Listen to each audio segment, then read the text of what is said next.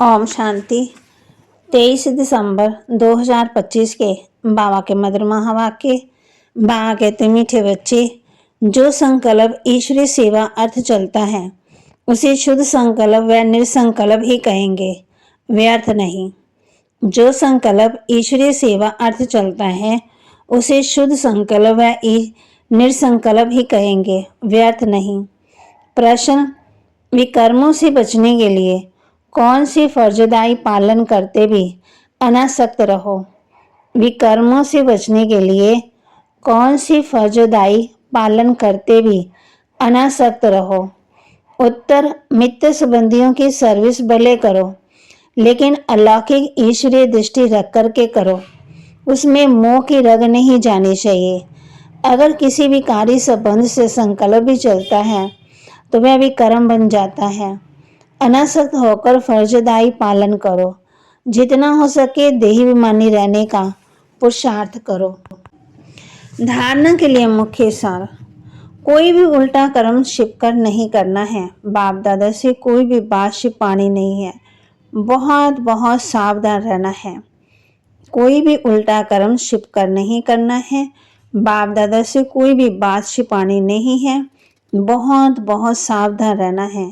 Student सोच master जो पढ़ा है वह दूसरों को पढ़ाना है। एवर हैप्पी गॉड के बच्चे हैं। इस स्मृति से अपार खुशी में रहना है। वरदान, विकारों रूपी सांप को भी शैया बनाने वाले विष्णु के समान सदा विजयी निश्चिंत भव। विकारों रूपी सांप को भी शैया बनाने वाले विष्णु के समान सदा विजयी निश्चिंत भव। जो विष्णु की शैया 6 शैया दिखाते हैं, ये आप विजय बच्चों के सहज योगी जीवन का यादगार है। सहज योग द्वारा विकारों रूपी सांप भी अधीन हो जाते हैं। जो बच्चे विकारों रूपी सांपों पर विजय प्राप्त कर उन्हें आराम की शैया बना देते हैं, वह सदा विष्णु के समान हर्षित व निश्चिंत रहते हैं। वह सदा ये चित्र अपने सामने देखें कि विकारों को अधीन किया हुआ अधिकारी हूँ। आत्मा सदा आराम की स्थिति में निश्चिंत है। स्लोगन, बालक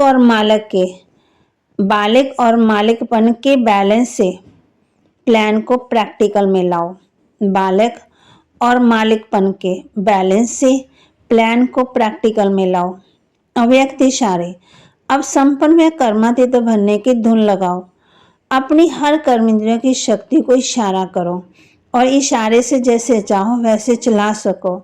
ऐसी कर्मेंद्रिय जीत बनो, तब फिर प्रकृति जीत बन कर्मातीत स्थिति के आसनधारी स्विश्व राज्याधिकारी बनेंगे। हर कर्मेंद्रियां जी हजूर करती हुई चले।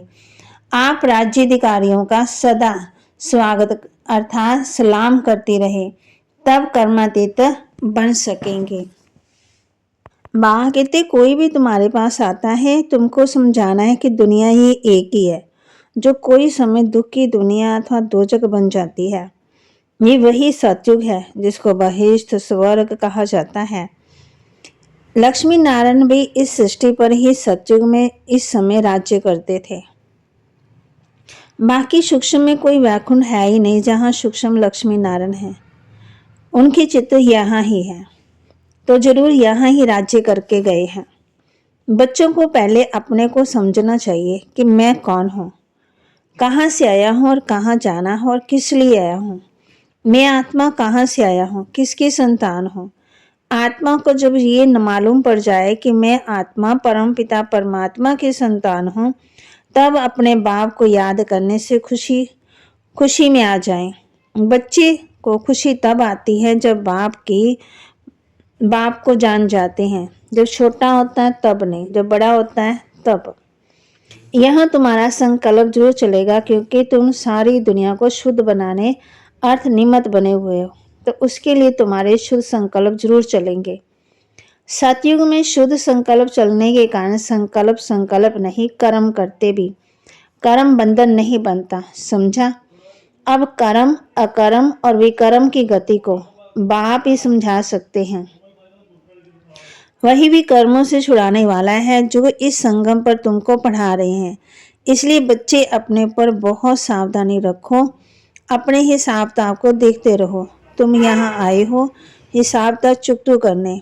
ऐसे तो नहीं, यहाँ आकर भी हिसाब तक बनाते जाओ तो सजा खाने।